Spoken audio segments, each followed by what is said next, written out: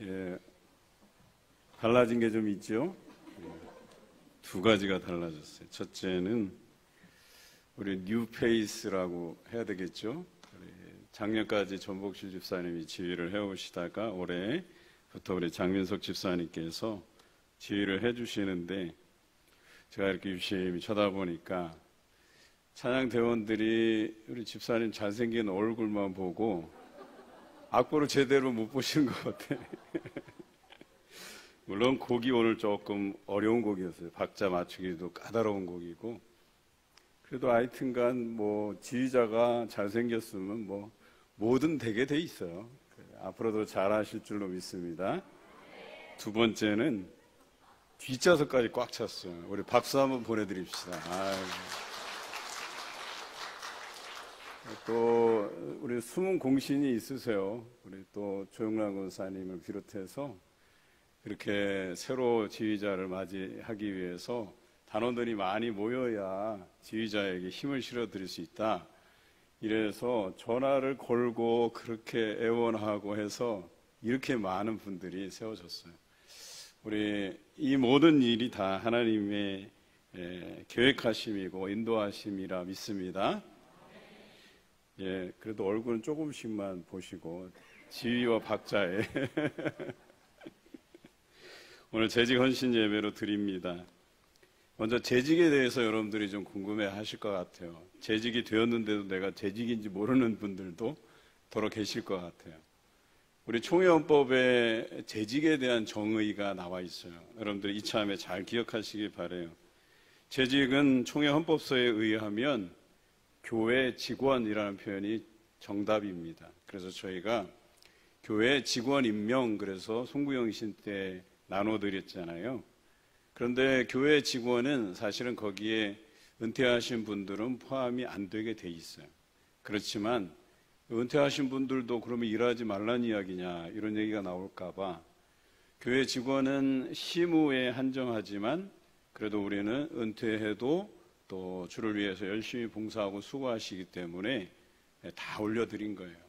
그게 이제 교회 직원이란 명칭으로 쓰여 있다는 것 이해하시고, 원래 재직회의 구성은 시무 장로님, 또 시무 안수집사님, 시무 권사님을 비롯해서 부목사님, 전도사님, 그리고 집사님, 이렇게 포함되게 돼 있어요. 우리 교육자들도 재직회 시작하는데 바깥에 나가서 막 이것저것 하면 안 되는 거예요. 원래 교육자들도 다 들어와서 재직으로서의 임무를 다 해야 된다라고 하는 것이죠. 재직회가 하는 일은 두 가지로 한정되어 있습니다. 하나는 재정의 수입과 지출을 살피고 운영하는 것. 두 번째는 각 부서의 활동에 참여하는 것. 이렇게 두 가지로 되어 있어요. 하나는 재정에 관련돼서 이게 잘 쓰여지고 있는지, 그리고 두 번째는 재직 부서. 우리는 각 위원회로 구성되어 있고 위원회 아래에 각 부장들이 있고 위원이 있고 부원이 있어요. 위원은 부장 또는 단장으로 구성된 항존직 및 집사들로 구성되어 있고, 부원은 그런 부장이나 차장이나 이것으로 임명되지 않은 모든 재직들이 부원으로 다 편성이 되어 있어요. 그러니까 우리 교회는 재직회 내에 부서가 있는 셈이죠. 여러분들이 무슨 부서에 속해 있는지도 모른다면 이거 직원 임명을 제대로 못 보신 거예요. 우리 집사님 이상이면 그 재직 명단 안에, 직원 임명 명단 안에 다 들어가 있어요. 그러니까 그때 우리가 송구영신 때 교회 직원 일어나십시오 그러면 집사님들은 다 일어나야 돼요. 무조건 다 일어나서 우리가 임명하는 대로, 또 거기서 서약하는 대로 주를 위해서 충성된 일을 해야 된다, 이렇게 기록되어 있어요. 그리고 또 한 가지, 재직회의 서기와 회계는 재직회에서 결정하게 되어 있습니다. 두 가지 방법으로 결정하는데, 하나는 회장이 추천해서 동의 및 제청을 얻으면 되고, 또 회장이 추천하지 않으면 우리 회에서 추천을 해서 투표를 하는 거예요. 그래서 추천이 다수다 그러면 그 사람들을 놓고 투표를 해서 과반 이상을 얻으면 서기와 회계에 세워지게 돼 있다라고 하는 것이죠. 여기까지가 재직에 관련한 헌법소에 기록된 것입니다. 올 한 해 재직으로 세워진 것에 대해서 하나님께 감사드리고 여러분에게 맡겨진 일들 충실하게 잘 감당하시기를 주님의 이름으로 기원합니다.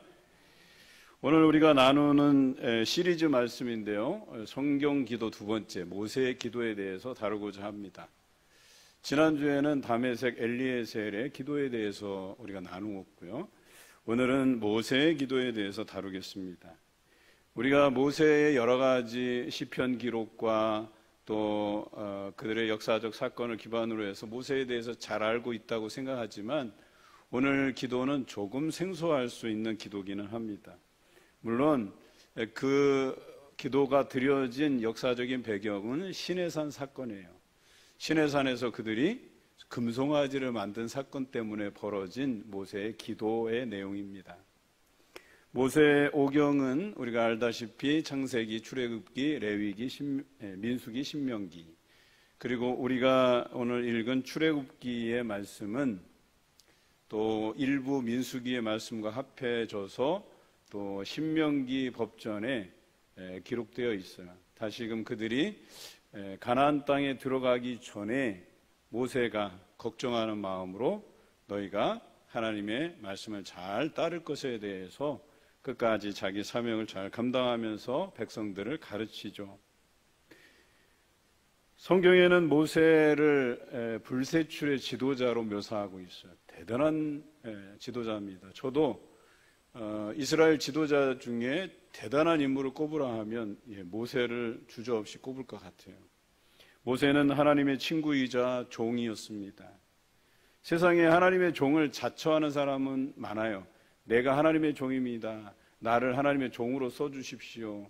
이렇게 표현하긴 하는데 하나님이 직접 너는 내 종이다 이렇게 표현한 사람이 성경에 몇 안 돼요. 언급하면 모세, 갈렙, 다윗, 사무엘 요 정도예요.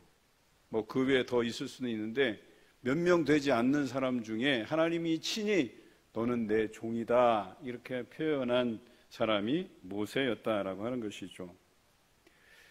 그런데 모세와 사무엘을 꼭 집어서 이 두 사람의 공통점을 또 꼽으라 하면 하나님께서 이렇게 하시기로 작정하셨는데 그 작정한 마음을 돌이키게 하는데 돌려놓는 데에 성공한 지도자예요. 그러면 어떤 부분에서 그러냐? 하나님이 이 백성에 대해서 미워해서 분노해서 내가 이 백성을 진멸하고 말 테다. 다 멸망시키겠다.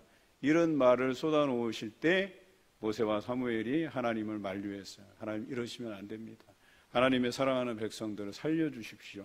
이렇게 애원해서 하나님이 그 뜻을 돌이켜서 그 백성에게 가벼운 징계로 그들로 하여금 깨닫게 해서 하나님께로 돌아오게 만든 대단한 지도자였다라고 하는 것이죠. 그런데 왜 제가 모세를 이렇게 여러분들께 소개하느냐? 바로 우리 재직들이 모세와 같은 지도력, 모세와 같은 기도하는 사람이 되기를 바라는 마음으로 소개하는 것입니다. 여러분, 무엇보다도 모세의 장점은 하나님과 이스라엘 백성 사이를 평화롭게 만들기 위해서 중재했던 사람 중에 하나입니다. 하나님께서 이스라엘 백성을 얼마나 사랑하는지를 이스라엘 백성 앞에서 계속해서 이야기합니다. 그리고 하나님 앞에서는 이 이스라엘 백성이 하나님께로 멀어지지 않도록 이 이스라엘 백성을 변호하는 일에 앞장섰던 사람이에요. 그래서 하나님과 이스라엘 백성의 간극이 멀어지지 않도록 서로를 연결시키는 피스메이커, 평화를 만드는 그런 역할을 모세가 감당했던 것이죠. 오늘 우리가 읽은 본문에서 모세가 얼마나 하나님을 사랑하며 또 모세가 얼마나 자기 백성 이스라엘을 아꼈는지에 대해서 잘 알 수 있는 본문입니다. 적어도 우리 교회 재직이라면 하나님을 사랑하고 성도를 아낄 수 있는 그런 재직이어야 된다라고 하는 것입니다.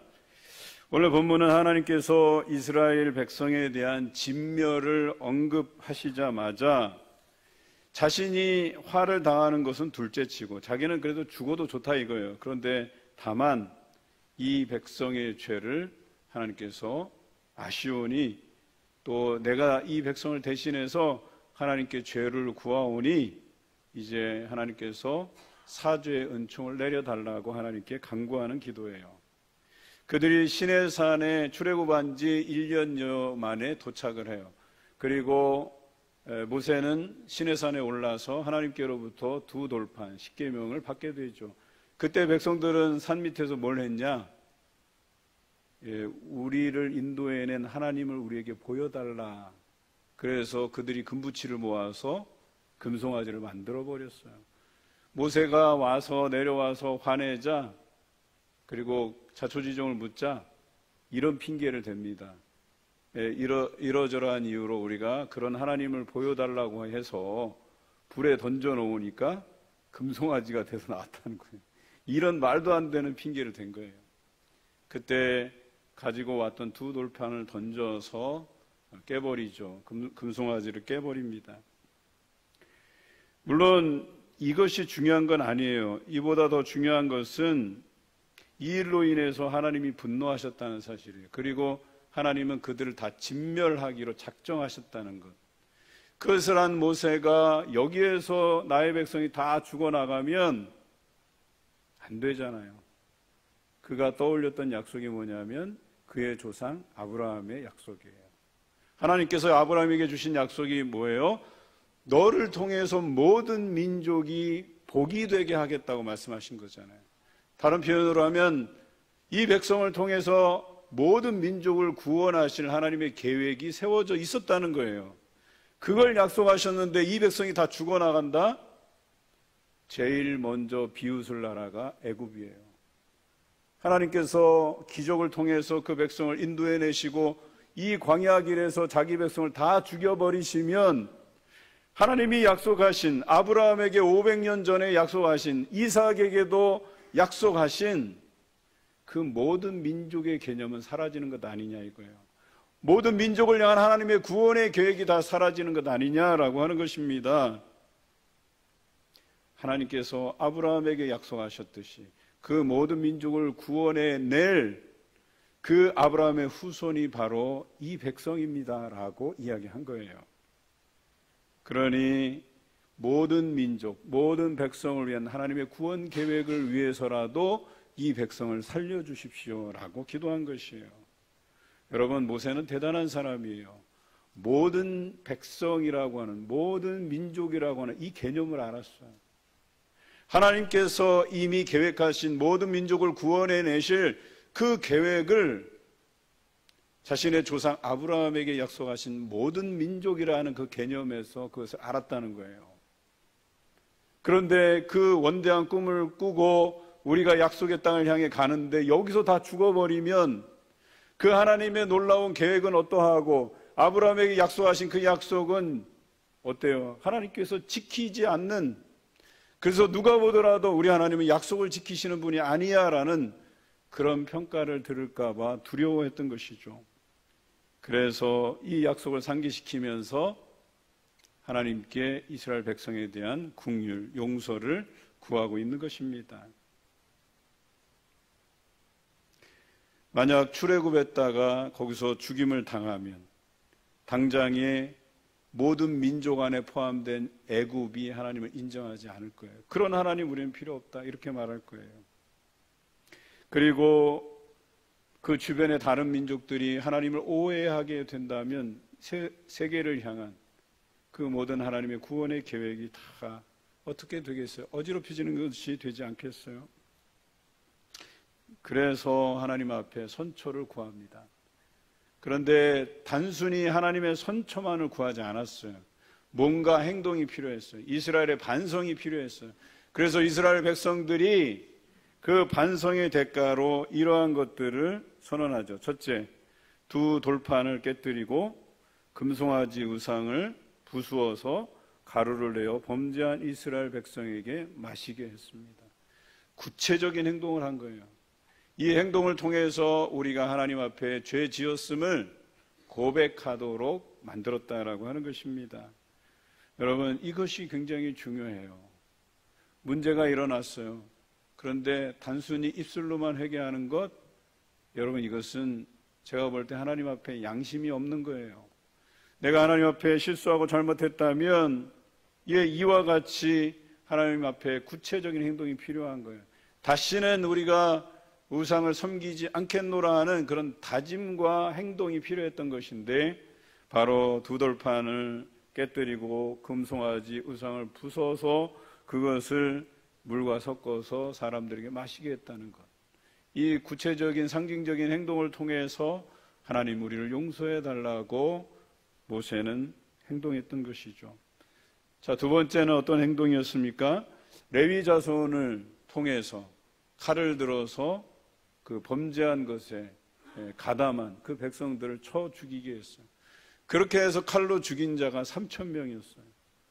여러분, 60만이 넘는 백성들 중에 3,000명을 칼로 죽인 것으로, 야, 어떻게 하나님께서 그렇게 잔인하실까? 이렇게 되묻는 사람이 있을 수 있겠어요. 하지만 그렇지 않아요.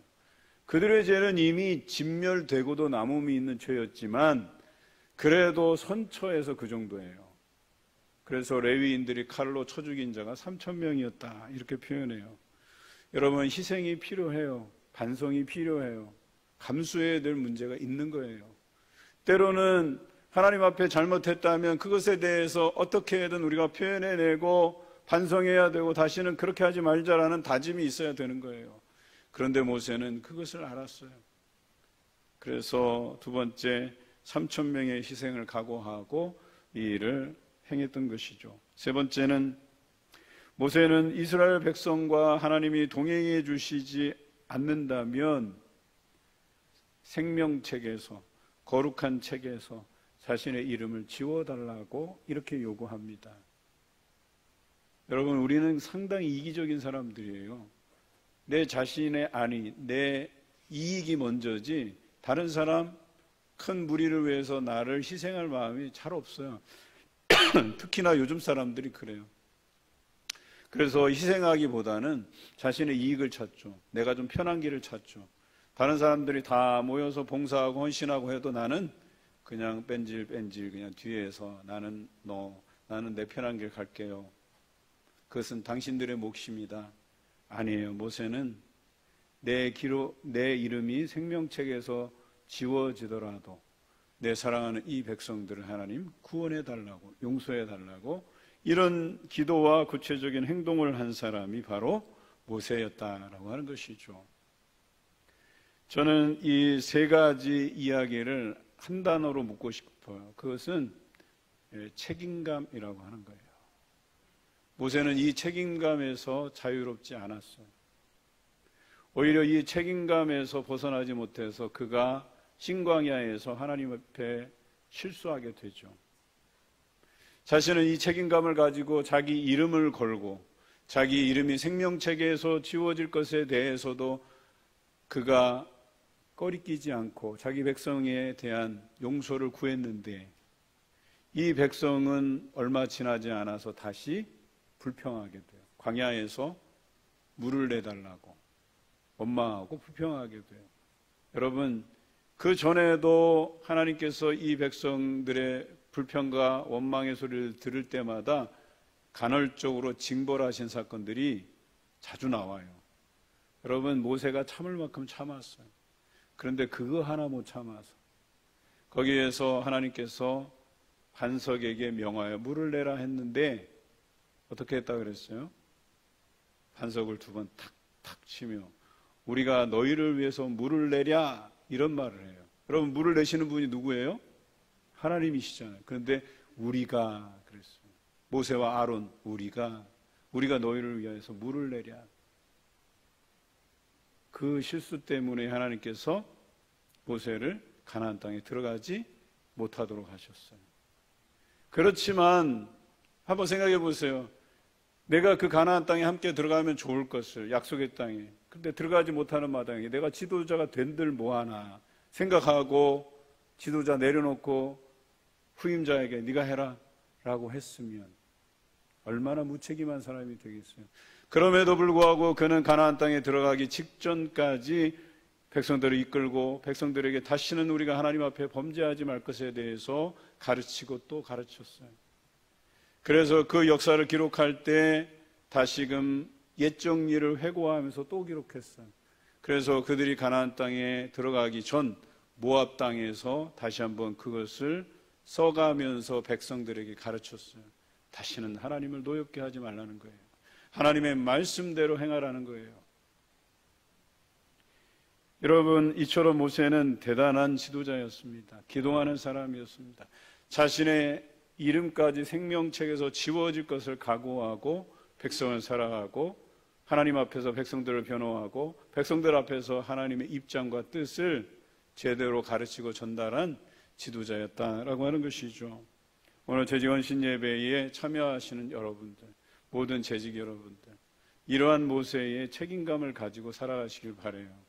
성도들이 지쳐가고 또 하기 싫다고 하고 이걸 내가 왜 해야 되냐고 반문할 때 설득하고 격려하고 지지하고 할 수 있게, 하나님 앞에 헌신해 갈 수 있게, 하나님의 그 말씀에서 떠나지 않게 아버지 그렇게 하시는 여러분 재직들이 되어 가시길 부탁을 드립니다.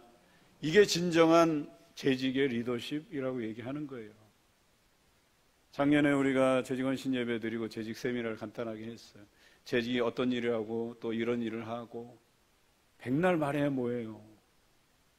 여러분들 모델이 필요한 거예요. 그 모델이 바로 모세라고 얘기하는 겁니다. 모세는 우리 모든 재직들에게 필요한 모델이에요. 성도들을 온몸으로 사랑한 지도자였었어요. 하나님의 뜻을 정확히 이해하고 알고 백성들에게 설득하고 가르친 놀라운 지도자였어요. 그런 지도자의 역할들을 여러분들이 감당해 주셔야 된다라고 하는 것입니다. 광야 40년 동안 매일같이 그 만나 세대에게 하나님에 대해서 가르쳤고 또 역사를 되짚어가면서까지 그들에게 하나님만 섬길 것에 대해서 가르친 지도자였다라고 하는 것입니다.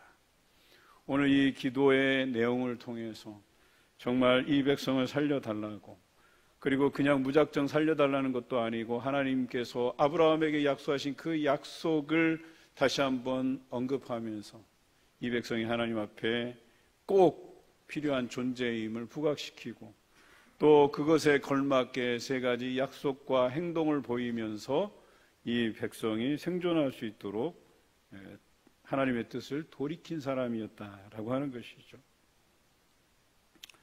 저는 오늘 말씀을 묵상하면서 많은 생각이 들었습니다. 참 그렇구나.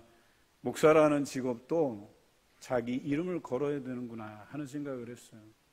그냥 나 혼자 편하게 예수님 잘 믿고 그냥 내게 맡겨진 사명 잘 감당하다가 하나님 부르시면 되지, 이게 아니었던 거예요. 적어도 자기 백성을 아끼고 사랑하고 자기 이름이 생명책에서 지워질 것까지 각오하면서 성도들을 사랑하고 섬겨야 되는 것 뿐만 아니라 하나님의 뜻이 정확히 무엇인가를 알고 그 뜻에 부합되게 목회해야 되겠다는 생각을 다시 가지게 되었습니다. 오늘 재직헌신 예배 그저 형식적인 예배가 아니고 모세의 지도력과 모세의 기도를 본받는 우리 재직으로서의 마음 자세를 굳건히 하고 그 말씀에 순종해 가시기를 주님의 이름으로 기원합니다.